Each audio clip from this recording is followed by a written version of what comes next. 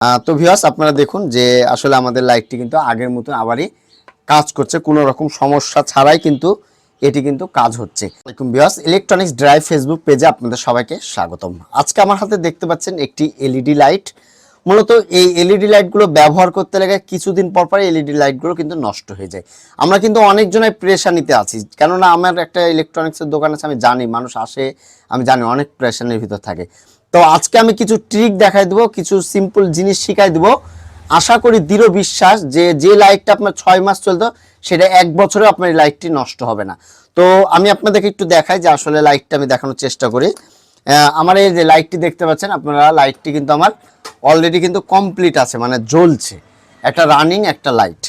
তো আমি এখানে যে জিনিসটা করব, এই লাইটটি দীর্ঘদিন টিকানোর জন্য আপনাদেরকে একটা মোবাইলের চার্জার লাগবে, নষ্ট একটা মোবাইলের চার্জার লাগবে, তাহলে আপনি দীর্ঘ অনেক দিন এটি ব্যবহার করতে পারবেন। তো আমরা হলো এটি খুলে নিই, আমি খুলে আপনাদেরকে সিম্পলি দেখাবো জিনিসটা, এবং এই ট্রিকগুলো আপনারা অবশ্যই মানবেন, ঠিক আছে? আমি সম্পূর্ণটাই খুলে দিই, খুললে আপনারা জিনিসটা আরও ক্লিয়ারভাবে বুঝতে পারবেন।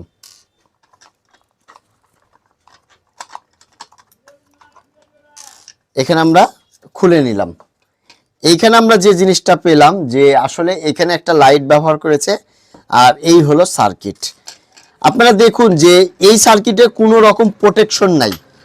আপনারা ভালো করে লক্ষ্য করুন, এই সার্কিটে কিন্তু কোনো রকম প্রোটেকশন নাই, অথচ দামি কোনো একটা সার্কিট ব্যবহার করুন, দামি কোনো লাইটের সার্কিট দেখুন, এই যে এখানে একটা প্রোটেকশন দিয়েছে, রেজিস্ট্যান্স ফিউজ আকারে প্রোটেকশন দিয়েছে, কিন্তু অথচ নর্মাল কোনো লাইটে ভোল্টেজ আপ ডাউন করুক বা যে কোনো সমস্যা, কোনো রকম প্রোটেকশন কিন্তু থাকে না। এজন্যই মূলত আজকের সিস্টেমটা আমি দেখাবো। তো আমরা বাড়িতে নষ্ট মোবাইলের চার্জার কিন্তু সবারই কম বেশি কিন্তু থাকে।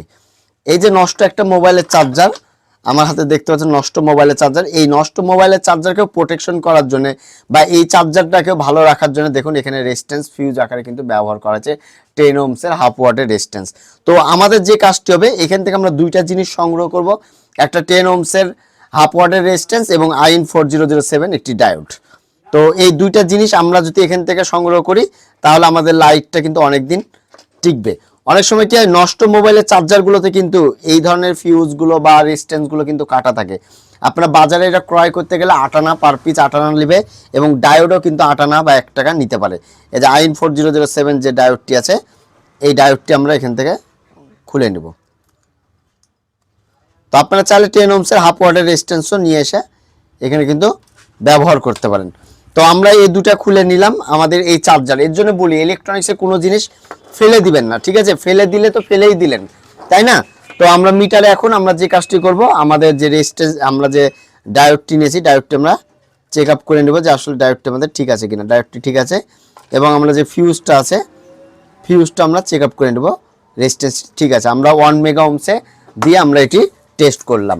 তো এখন হলো আমরা যে কাজটি করব সেটি হলো যে এইখানে লেখা আছে এন এবং এল, এন এ নিউট্রাল, এল এ হলো এই যে এই এল যেটা আছে নেগেটিভ পজিটিভ, ঠিক আছে, বা ফেজ নিউট্রাল, ঠিক আছে। তো এইখান থেকে আমরা যে ডাইরেক্ট এসি যে ইনপুটটা আছে, এই ইনপুটের আমরা একটা লাইন, আমি এই জিনিসটা আরো সুন্দর করে আপনাদেরকে বুঝাই দেবো, আমি আরো সুন্দর করে দেখিয়ে দেবো এবং বুঝাই দেবো যে আসলে কিভাবে এটি করবেন। তো এই বরাবর আমরা হলো আমাদের যে রেজিস্ট্যান্সটি আমরা নিয়েছিলাম খুললাম, এটা ফিউজ আকারে কাজ করবে, কোনো রকম সমস্যা হলেই এটা কিন্তু কেটে যাবে, আমাদের লাইটটা কিন্তু সহজে নষ্ট হবে না। তো এইখানে হলো আমরা কি করলাম, এইখানে আমরা কিন্তু একটা রেজিস্ট্যান্স 10 ওহমসের রেজিস্ট্যান্স লাগিয়ে দিলাম। এরপরে যে ডায়োডটা নিয়েছি, এই ডায়োডটা কি করবেন, এই ডায়োডটা চাইলে আপনারা দুইটাও দিতে পারেন। দুইটা যদি দেন তাহলে প্যারালাল সিস্টেমে, সিরিজ সিস্টেম দেবেন, প্যারালাল সিস্টেমে না। পরবর্তী ভিডিওতে আমি ইনশাল্লাহ আরও দেখাই দেবো আপনাদেরকে যে কীভাবে এটাও করবেন।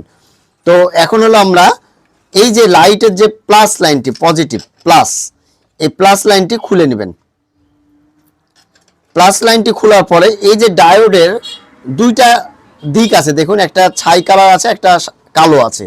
তো যেটা কালো দিকটা, যেটা নেগেটিভ দিকটা, এই নেগেটিভ দিকটা এই পাশে আপনারা সোল্ডার করে দেবেন, এই যে প্লাসে আপনারা সোল্ডার করে দেবেন। আর এটা খেয়াল রাখবেন, ডায়োড কিন্তু প্রচুর পরিমাণ একটু গরম হয়, ঠিক আছে? এই জিনিসটা খেয়াল রাখবেন, ডায়োডটা কিন্তু প্রচুর পরিমাণ একটু গরম হয় সোল্ডার করতে লাগে। এটা সাবধান আপনারা একটু সোল্ডারটা করে নেবেন, নাহলে হাতটা কিন্তু একটু ছ্যাঁকা খেতে পারেন। আমি যেরকম সময় ব্যয় করছি আপনারা এরকম সময় ব্যয় করবেন। তো আমি এখানে যে কাজটি করলাম, আমাদের যে লাইট থেকে আমরা যে সার্কিটটা খুলেছিলাম, এই সার্কিটের মাথায় আমরা একটা 10 ওহমসের একটা ফিউজ রেজিস্ট্যান্স দিলাম এবং ডায়োডের পজিটিভ লাইনে আমরা দিয়ে দিলাম। তো এখন হলো আমরা এটি হলো আবার আগের মতন আমরা করে দিব, দিয়ে আমরা টেস্ট করব যে আসলে এটি কাজ করছে কীরকমভাবে সেটা দেখব। এটা করলে কি আলোর কোনো কম বেশি হবে, আলো কি কমে যাবে, এরকম কিছু হবে না, কিন্তু ফুললি আপনার ইয়াটা প্রোটেকশন থাকবে, এই জিনিসটা ফুললি প্রোটেকশন থাকবে। আরও একটা জিনিস আপনাদেরকে আমি কিন্তু দেখিয়ে দিব, ঠিক আছে? তো এখন আমরা যে কাজটি করব, আমরা আবার আগের মতন আগে যেরকমভাবে আমরা ইয়া করেছিলাম সেম ওভাবেই আমরা জিনিসটা দিয়ে দেব।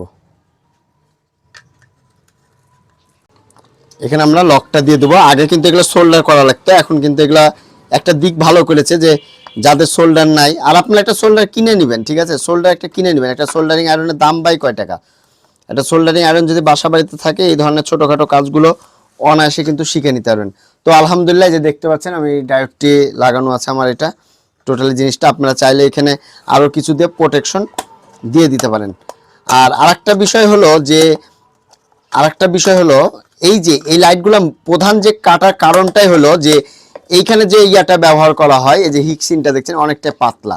আপনারা চাইলে এই দুইটাতে আরও স্ক্রু মারবেন এবং এসটি ক্যাপের যে আঠা পাওয়া যায়, যে পেস্ট, এসটি ক্যাপের সাদা যে পেস্ট পাওয়া যায়, আপনারা দেখুন প্রতিটা লাইটে বা যে কোনো জায়গায় লাগাতে হলে এই ধরনের পেস্ট আপনারা কিন্তু ব্যবহার করতে পারেন। হ্যাঁ, ব্যবহার করলে আপনাদের লাইটগুলো কিন্তু সহজে কিন্তু নষ্ট হবে না। এই পেস্টগুলো আপনারা এই বরাবর দিয়ে দিবেন, এই যে এই লাইটটা খুলে আর নিচে দিয়ে দিবেন, দিয়ে দিলে কিন্তু আপনাদের অনায়াসে কিন্তু চলবে। এই যে আমরা লাইটটি ঢুকিয়ে দিলাম, আপনারা দেখুন।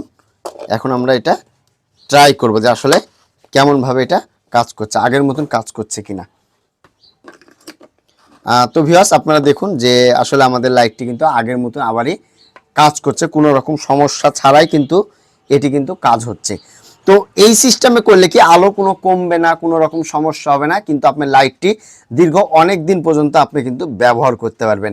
আর অবশ্যই যে জিনিসটা বললাম যে আপনারা চাইলে এখানে স্ক্রু দিয়ে দিতে পারেন, দিয়ে আরও জিনিসটা ভালো মতন আপনারা করে নিতে পারেন।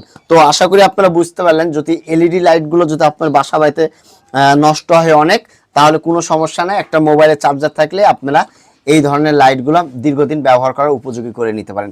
তো ভিউয়ার্স, আজকে এই পর্যন্তই, আবার আগামীতে কোনো নতুন ভিডিও দেখার আমন্ত্রণ রইল। আসসালামু আলাইকুম, সবাই ভালো থাকবেন, সুস্থ থাকবেন, ইলেকট্রনিক্স ড্রাইয়ের সাথেই থাকবেন। ধন্যবাদ সবাইকে।